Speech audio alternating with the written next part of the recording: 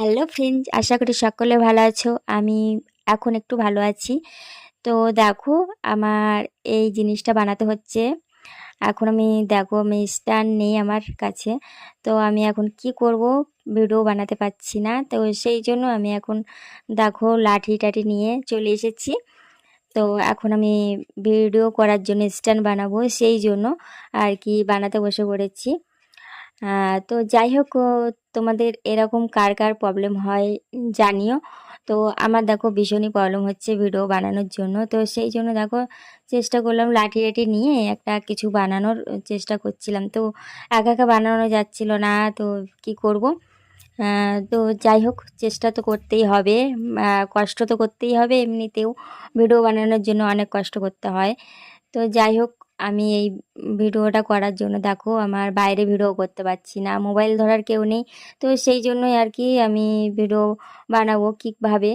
তো একা একা চেষ্টা করলাম দেখো স্ট্যান্ডটা বানানোর জন্য। তো জানি খারাপ হবেই নিশ্চয়ই, লাঠি লাঠি দিয়ে বানাচ্ছি। তো দেখো পুরোপুরি বানানো হয়ে গেছে, প্রায় কমপ্লিট।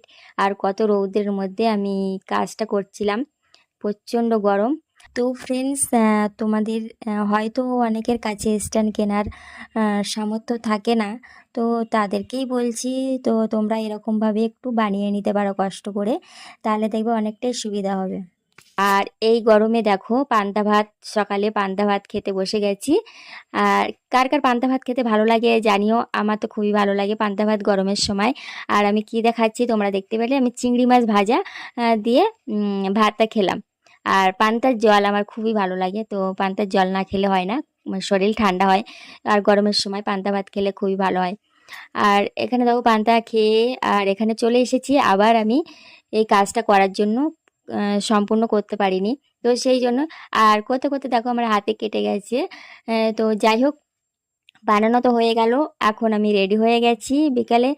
তো এখন দেখো তোমাদেরকে দেখানোর জন্য আমি এখানে ক্যামেরাটা সেটিং করেছি।